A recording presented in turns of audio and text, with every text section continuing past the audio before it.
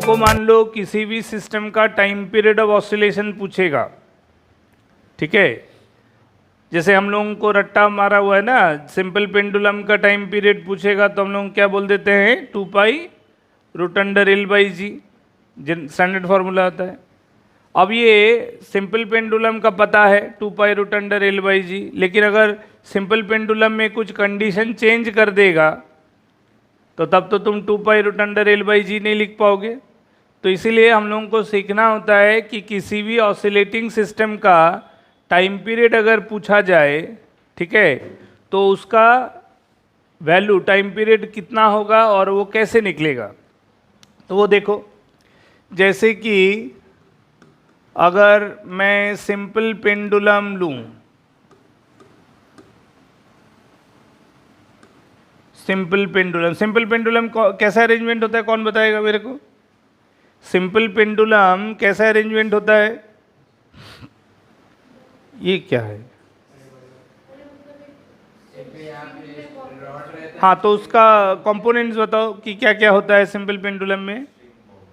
String Bob arrangement, उसमें string का मास होता है या नहीं होता है, नेग्लिजिबल मास। बॉब का मास होता है या नहीं होता है, दोनों का मास होता है या नहीं होता है, दोनों का नहीं होता है, दोनों का ही मास होता है। देखा तुम लोग कितना लूज कंडीशन में रहता है, मतलब माइंड को फ्री छोड़ के रखा है कि माइंड को उड़ने दो, जब जिधर जो मन चाह जिधर उड़ा के ले गया। एमसीक्यू में फंसेगा, इसीलिए तुम लोग समझ में आया कि नहीं। Simple pendulum is a string Bob arrangement, जहां कन्वेंशनली ये लाइट स्ट्रिंग होता है, उसके साथ अटैच्ड बॉब इसका मास है, ठीक है। ये string of length L end of negligible mass. अच्छा, ये स्ट्रिंग एक्सटेंसिबल या इनएक्सटेंसिबल होता है, इनएक्सटेंसिबल, बढ़िया। तो ये जो सिंपल पेंडुलम अरेंजमेंट है, string of certain length L, inextensible in nature, negligible in mass value, ठीक है, that supports a bob of mass m attached to its lower end and its upper end is having a fixed position, fixed support, ठीक है। Free body diagram करेंगे तो इस suspended Bob का wait mg vertically downward होगा, ठीक है। ये बना हुआ है इस कारण से, कारण स्ट्रिंग में एक टेंशन फोर्स होगा जो कि mg को काउंटर बैलेंस करेगा, हाँ या ना, बढ़िया। तो ये जो स्ट्रिंग में टेंशन है वो mg को काउंटर बैलेंस किया, तो हम लिख सकते हैं ये जो सस्पेंडेड पोजीशन है ये मीन पोजीशन है इस पेंडुलम अरेंजमेंट का। तो एट मीन पोजीशन, कारण मीन पोजीशन ही वो पोजीशन होता है जहां ऑसिलेटिंग बॉडी, ऑसिलेटिंग मास बैलेंसिंग फोर्स को एक्सपीरियंस करता है, हाँ या ना। कारण बैलेंसिंग फोर्स नहीं होगा तो फिर हम ये नहीं कह पाएंगे कि वो इक्विलिब्रियम पोजीशन है या नहीं। अगर अनबैलेंसिंग फोर्सेस होगा तो वो कभी भी इक्विलिब्रियम पोजीशन नहीं हो सकता है, समझ में आया कि नहीं। Balancing forces can only justify an equilibrium state, बढ़िया। अब है कि इस पेंडुलम अरेंजमेंट को मान लो मैं थीटा एंगल पे डेविएट करके ले गया वर्टिकल के साथ, तो अगर मैं सस्पेंडेड मास को अलोंग विद द स्ट्रिंग को डेविएट कर दिया और अब इस पे डिस्कशन करें तो weight of the Bob will still act vertically downward, हाँ या ना, ठीक है ना। Tension in the string should be always along the string, तो टी का position and direction would act like this.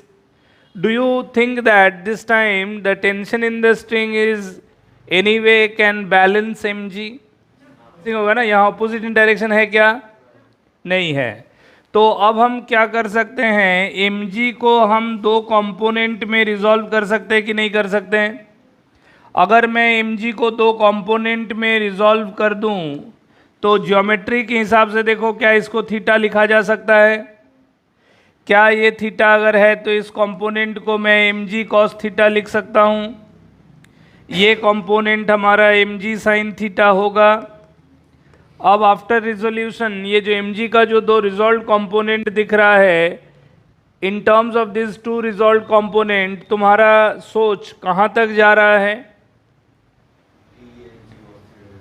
T will be counterbalance by mg cos theta, यानी कि इस एंड पोजीशन को अगर मैं मार्क करूं विथ A, ठीक है, तो क्या मैं लिख सकता हूं at position A, at position A क्या मैं इक्वेशन लिख सकता हूं T बराबर mg cos थीटा, हाँ या ना? इसको एक इक्वेशन बना सकता हूं, ठीक है। तो यानी mg का एक component as mg cos theta that can be use to counterbalance the tension available in the string, and इसका जो दूसरा कंपोनेंट है mg का, mg sin थीटा, वो क्या करेगा? mg sin थीटा किसको बैलेंस करेगा?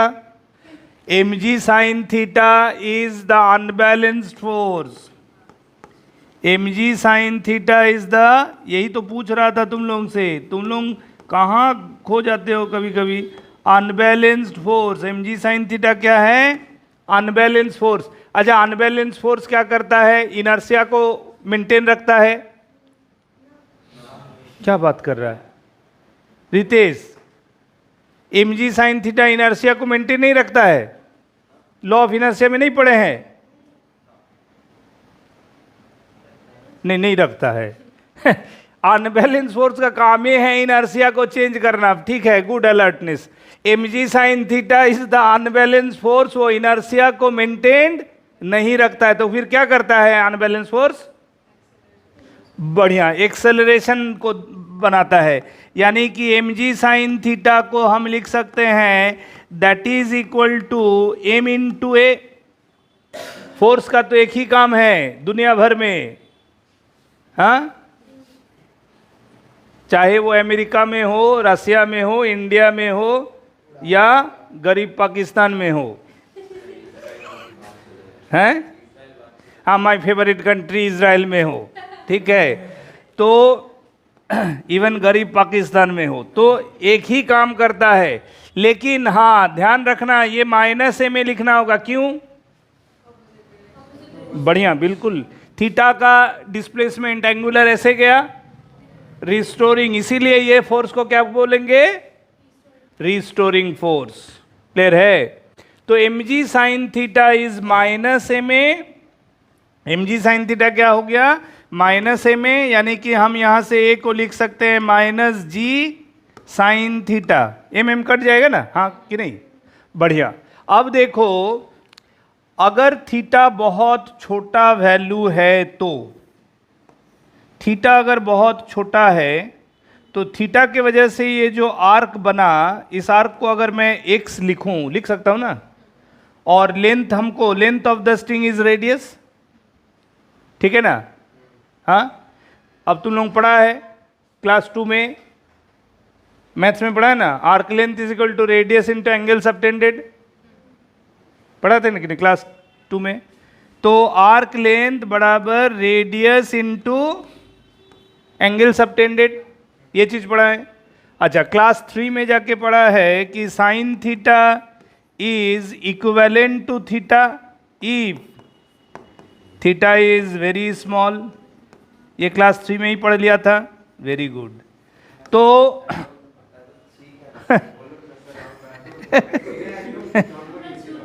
हाँ, तो बढ़िया, तो वैसे ही तो होना ही चाहिए था। अब a बराबर माइनस जी इंटू थीटा लिख सकते हैं कि नहीं लिख सकते हैं? साइन थीटा छोटा। अब मैं बोला, तुम बोला हाँ, है ना? अच्छा, कोई नहीं बोला हाँ, अच्छा ठीक है। तो अब सवाल है कि ये थीटा, ये तो मैथमेटिकली होता है कि चलो जब थीटा बहुत स्मॉल वैल्यू है तो मैथमेटिकल आर्गूमेंट में साइन थीटा और टेन थीटा दोनों लगभग सेम वैल्यू होता है, इसलिए उसको थीटा कहते हैं। तो अब मैं थीटा को वापस लिख सकता हूं, can I write down it is x by L, यहां से, ये देखो यहां से लिया, ठीक है, theta is x by L, तो हमको क्या आ गया? a बराबर माइनस, देयरफॉर a बराबर कितना आ गया? Minus G by L into X. समझ में आया? जो डेरिवेशन किया था डिस्प्लेसमेंट को डिराइव करके वेलोसिटी, वेलोसिटी को डिराइव करके डिफरेंशिएट करके एक्सेलरेशन, वहां देखो तो एक्सेलरेशन का इक्वेशन क्या आया था? Acceleration is equal to minus omega square X आया था ना। यानी हर वो mathematical equation as an acceleration of the moving, एक पार्टिकल, ऑसिलेट वर्ड यूज करे या ना करे अलग बात है, कोई पार्टिकल एक पाथ में मूव कर रहा है और तुम उसका इंस्टेंटेनियस एक्सेलरेशन मेजर करने गया, तुमको पता चला कि उसमें available acceleration proportional to negative of the displacement act कर रहा है। जैसे है, मैं लिख सकता हूं ना, जी कांस्टेंट एल कांस्टेंट, तो जी बाई एल को मैं प्रोपोर्शनलिटी कांस्टेंट मान सकता हूं ना। तो अगर G by L proportionality constant है तो A proportional to minus X है। क्या ये कंडीशन ऑफ एसएचएम के इक्विवेलेंट है? यानी कि अगर A is proportional to minus X है तो जो proportionality constant G by L है उसको मैं ओमेगा स्क्वायर लिख सकता हूं। क्लियर है? कोई भी मैथमेटिकल इक्वेशन अगर उसमें during the motion of the particle, अगर उसका इंस्टेंटेनियस एक्सेलरेशन उस पार्टिकल का जो पाथ जिसमें वो मूव कर रहा है उस पाथ में मेजर्ड डिस्प्लेसमेंट से वो नेगेटिवली प्रोपोर्शनल है, तो जो कांस्टेंट पैरामीटर्स उसका प्रोपोर्शनलिटी कांस्टेंट है उसको मैं ओमेगा स्क्वायर के साथ इक्वेट कर सकता हूं। तो जैसे ही मैं ओमेगा स्क्वायर के साथ इक्वेट कर दिया तो omega is equal to under root of G by L, और एस एच एम का ओमेगा वो कौन है? एस एच एम में जो ओमेगा टर्म लिखते हैं, चाहे S T relation, we T relation, A T relation, वो ओमेगा कौन है? कौन है? हाँ हाँ, नहीं फॉर्मूला नहीं, उसका नाम बोलो ना, पहचान क्या है उसका? तुम्हारा पहचान क्या है? रितेश है ना? हाँ, तो उसका पहचान क्या है ओमेगा का? हाँ, कांस्टेंट एंगुलर वेलोसिटी। कारण हर एसएचएम को किसके साथ कंपेयर करते हैं? Uniform circular motion. बिल्कुल सही बोली।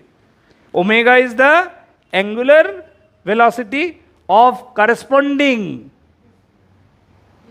Uniform circular motion. हाँ, मैंने क्या शुरू से ही बताया ना, उस लाइन को हर समय साथ साथ लेके चलना है। Every SHM is comparable with a uniform circular motion. हर एक यूनिफॉर्म सर्कुलर मोशन में एक कांस्टेंट ओमेगा होगा, ठीक है। और अगर मेरे को उस ओमेगा के बारे में जानकारी मिल गया तो फिर time period of uniform circular motion क्या है? तो जो यूनिफॉर्म सर्कुलर मोशन का टाइम पीरियड सो कॉल्ड उसका कंपेरेबल एसएचएम का टाइम पीरियड, यानी कि time period of oscillation of the simple pendulum मेरे को मिल गया 2 pi by omega. Instead of omega I can write down this, इसको सब्सटीट्यूट करते हैं तो हमारा फॉर्मूला आता है 2 pi root under L by जी। यहां से आया फॉर्मूला। समझ में आया कि नहीं आया?